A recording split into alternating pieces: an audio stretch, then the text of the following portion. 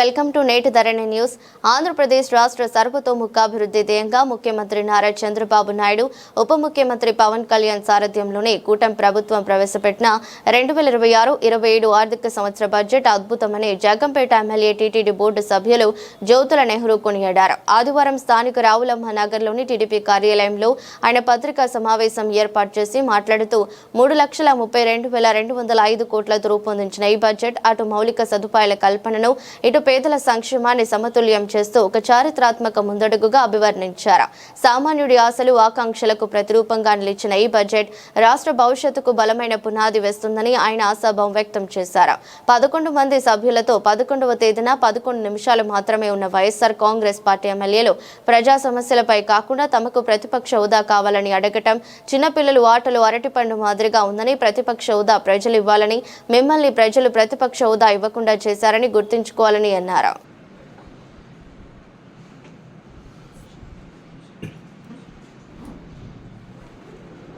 ఈ బడ్జెట్ సమావేశానికి ముందు సభ జరిగినటువంటి విధానాన్ని కూడా ఒకసారి మన ప్రజలకు తెలియజేసుకోవాల్సినటువంటి అవసరం, ఆ బాధ్యత నా మీద ఉంది. సభ ప్రారంభంలో బడ్జెట్ సమావేశాలకు ముందు సాంప్రదాయంగా ఉభయ సభలు కలిసి కూర్చుంటాయి. ఆ ఉభయ సభల్లోనే ఉన్నటువంటి సభ్యులందరూ కూడా అక్కడికి రావడం జరుగుతుంది. సమావేశానికి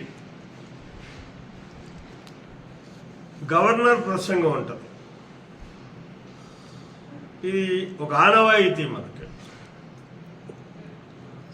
గవర్నర్ ప్రసంగం అన్నది ప్రభుత్వ విధానాలు ప్రతిబింబించేటటువంటి విధంగానే ఉంటుంది.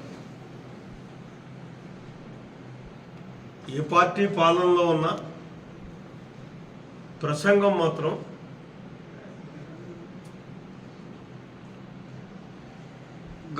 ప్రభుత్వ విధానాలను ప్రతిబింబించే విధంగా గవర్నర్ ప్రసంగిస్తారు. ఆ ప్రసంగంలో కూడా ఆయన ఆమోదం ఉంటుంది. ముందే పంపుతారు ప్రసంగాన్ని, మా విధానం ఇది, మీరు ఈ రకంగా మాట్లాడాలి అని చెప్పేసి.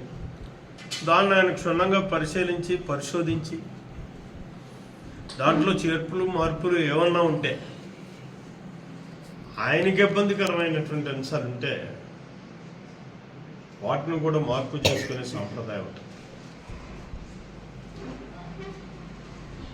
ఆ విధానంలో గవర్నర్ ప్రసంగం జరుగుతున్నటువంటి టైంలో చాలా సంతోషించాం. ఒక ప్రతిపక్ష మామూలుగా ప్రజాస్వామ్యాన్ని మనసా వాచా కోరుకునేటటువంటి వ్యక్తిగా నేనైతే చాలా ఆనందించాను. ఇవాళ జగన్మోహన్ రెడ్డి అండ్ అదర్స్ 11 మంది సభ్యులు ఎవరైతే ఉన్నారో ప్రతిపక్ష పార్టీ వాళ్ళు హాజరవుతున్నారంటే ఆనందించాం, వెల్కమ్ చేశాం. కానీ వాళ్ళు వ్యవహరించినటువంటి తీరు చూస్తే, అంటే కేవలం చంటి కుర్రోడు చాక్లెట్ పెట్టకపోతే ఏ రకంగా పేసి పెడతాడో తల్లిదండ్రుల దగ్గర, అదే రకంగా పడ్డారా అనిపించింది నాకు. అయినా కాసేపు ఆగితే హక్కును చేర్చుకుంది మా తల్లిదండ్రులుగా. వాళ్ళ డిమాండ్ ఏంటంటే ఆశ్చర్యకరం. గవర్నర్ ప్రసంగంలో కానీ ప్రభుత్వ విధానాల్లో కానీ ఈ తప్పు ఉందని ఎక్కడా కూడా డిమాండ్ లేదంటే, ఇంకా చదవకుండానే మొదలు పెట్టకుండానే ప్రారంభించారు. వీ వాంట్ ప్రతిపక్ష హోదా. అరే స్పీకర్ ఎవరు, గవర్నర్ ఎవరు, శాసనసభ్యులుగా మేమెవడం, ముఖ్యమంత్రిగా చంద్రబాబు ఇవ్వడానికి, ప్రతిపక్ష నాయకులు హోదా ఇవ్వడానికి ప్రజలు ఇవ్వాలి. తీసుకోకుండా వాళ్ళు అడిగింది ఏంటంటే మాకు ప్రతిపక్ష హోదా ఇవ్వండి అని అమలు చేయడం మొదలెట్టారు. గవర్నర్ గారు ఎవరైతే ఆ మాట్లాడేటటువంటి ప్రతులు ఉంటాయో వాటిని చించి ఆయన మీదకి ఇస్తారు. నిరసన తెలియజేయడానికి విధానాలు ఉంటాయి. శాసనసభలో వాళ్ళు ఒక పరిధిలో ఉండి నిరసన తెలియజేయాలి. కాగితాలు చెప్పుకోవడానికి వాళ్ళ చేతికి వెళ్ళిన తర్వాత నేనేమన్నా ఆఫ్ చేయడానికి ఘర్షణ ఉంది కాబట్టి చింపుకున్నారు, ఓకే. కానీ చింపుకున్న కాగితాలని గౌరవ గవర్నర్ గారి మీద చల్లడు. పోనీ ఇదన్నా సిన్సియర్గా చేశారా? టైం తీసుకున్నారా? సభను స్తంభింపజేశారా? ఏదో ఆటలో అట్టుకుంటలేక 11 నిమిషాలు కానీ వాళ్ళకి 11 అనే ఇంకా వచ్చిందేమో. 11:30 ఎమ్మెల్యేలు 11వ తారీఖు శాసనసభ జరుగుతుంది, 11 నిమిషాలే ఉన్నారు సభలో. నేనేమనుకున్నానంటే ఇంకా ఏదో అడుగుతారు, ఇంకా గట్టిగా ఫైట్ చేస్తారేలో, దానికి ఏదో మా వాళ్ళు సమాధానం చెప్తారు కదా అనుకున్నాను. ప్రజాస్వామ్యంలో తప్పలేదు, వాడు పోరాడచ్చు, మేము దాన్ని ఆలోచన చేసి నిర్ణయాలు తీసుకోవచ్చు, గవర్నర్ కూడా ఏదైనా చెప్పచ్చు.